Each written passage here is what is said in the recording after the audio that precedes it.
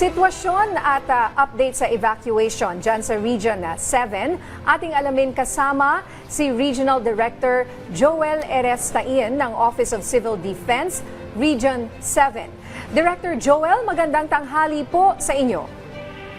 Magandang tanghali rin po sa inyo po, ma'am. And sir, mabuhay po kayo. Dito po tayo sa Central Visayas, kaya maayong udto po sa kaninyong tanan. Una po sa lahat, Director, ilang lugar po mula sa Central Visayas ang lubhang apektado ngayon ng Canlaon eruption? At ilang bayan po sa ngayon ang apektado ng matinding ashfall sa mga oras na ito?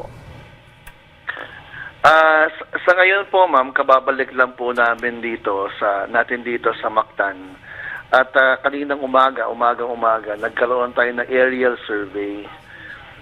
Bagamat nung dati pong inikot yung bunganga po ng bulkan, meron lang pong konting smog. Nakikita po natin na aamoy din natin yung amoy ng sulfur, no? Nakakapasok po sa helicopter na sinasakyan po natin.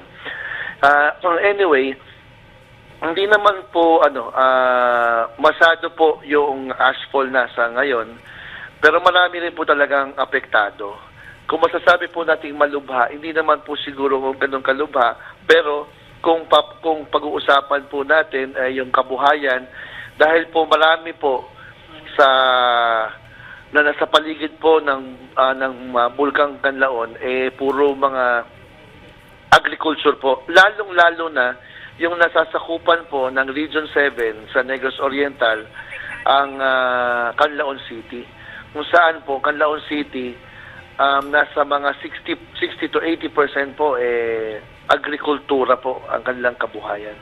At malubha po yun, ang malubhang natamaan.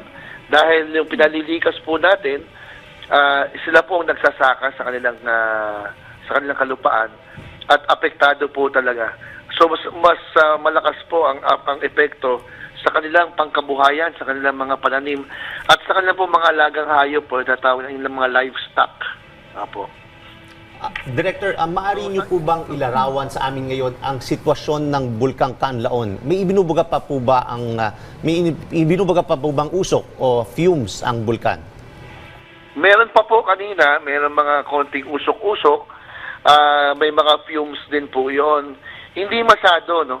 Pero nung pagkalapag po na aming helicopter, kapansin-pansin na nagbuga ng ash po ang abo, nagbuga ng abo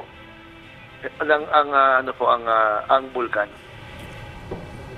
Okay, ano naman po ang inyong mga paghahanda para sa worst case scenario, lalo na po kung iakyat pa ang alert level nito sa alert level 4? Yes, ma'am.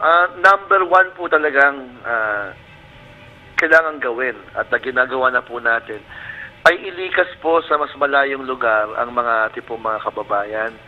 Lalo-lalo na po sa ngayon, umaabot na po ng 6 kilometer radius mula po sa bunganga po ng bulkan. Yan po ang pinapakiusap natin. At ngayong araw na to, simula po kahapon, medyo magandang balita din na tumutugon na po ang ating mga kababayan at dumarami na po ang mga nasa evacuation centers or at least umalis sa kanilang mga kabahayan na nasasakupan po ng 6 kilometer radius. Yung iba po nasa evacuation center, yung iba pumunta po doon sa mga kabahayan ng kanilang mga kamag-anak po.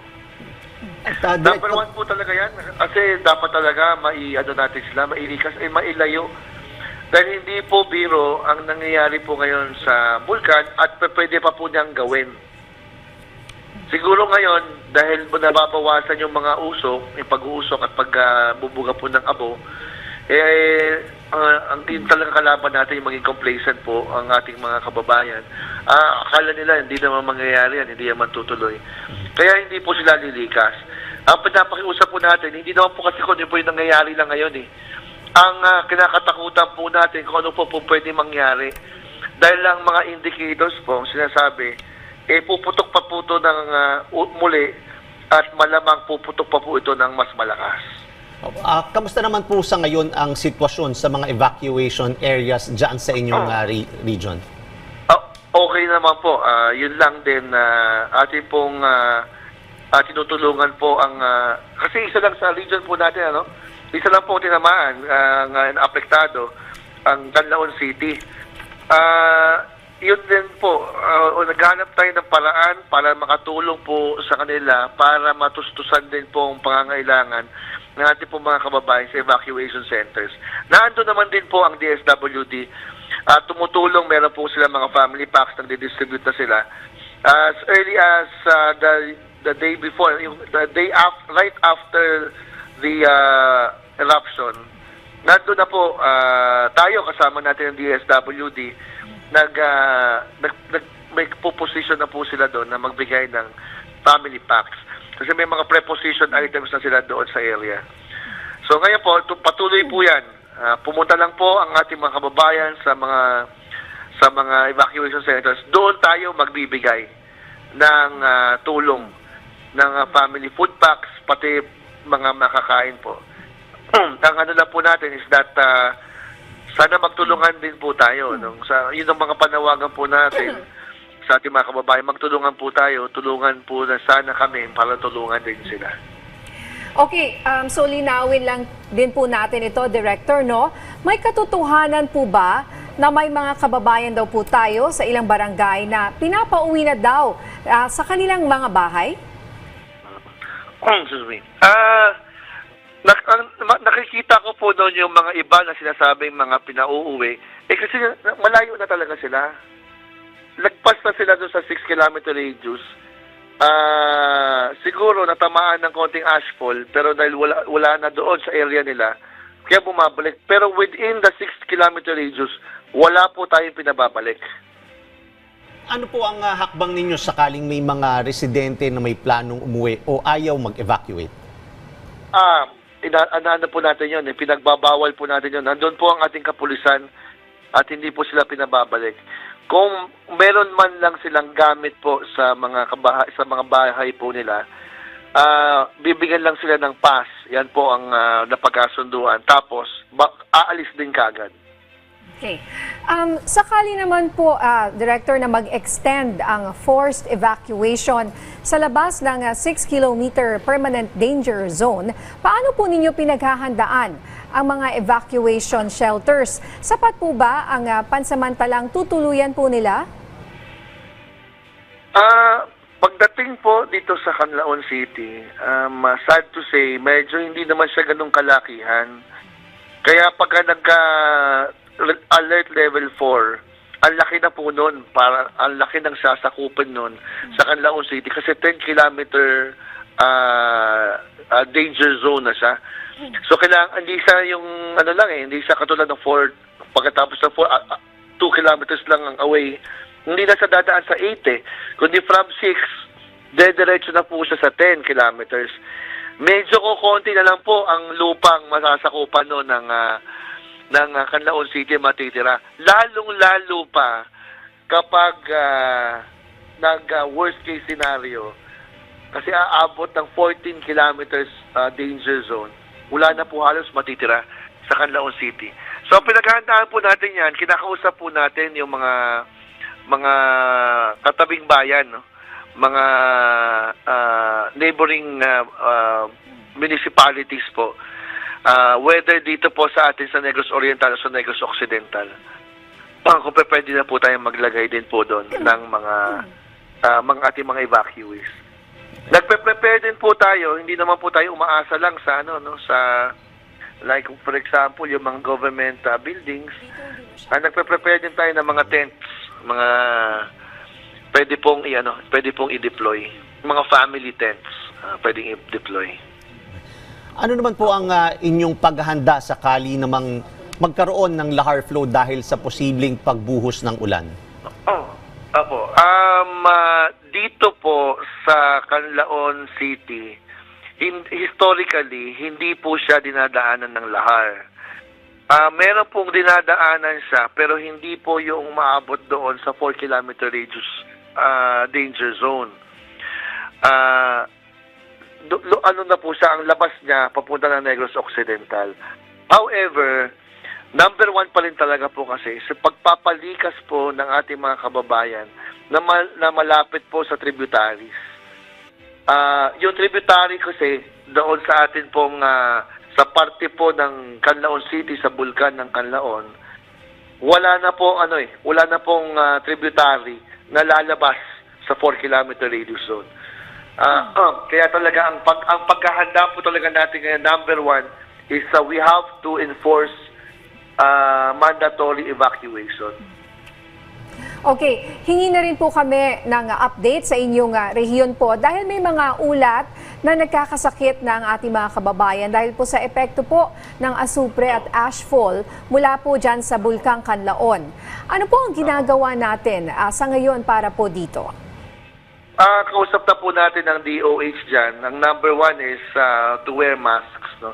Dito po sa ating region, actually sa Canlaon City, maliit lang po yung napakaliit po ng cases na may naamoy pong sulfur.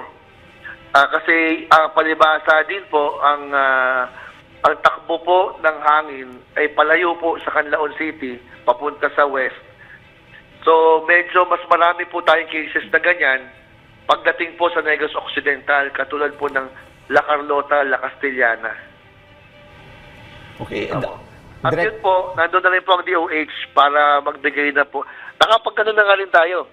Dito po sa Canlaon City from Region 7, nakapagbigay na po tayo ng N95 masks.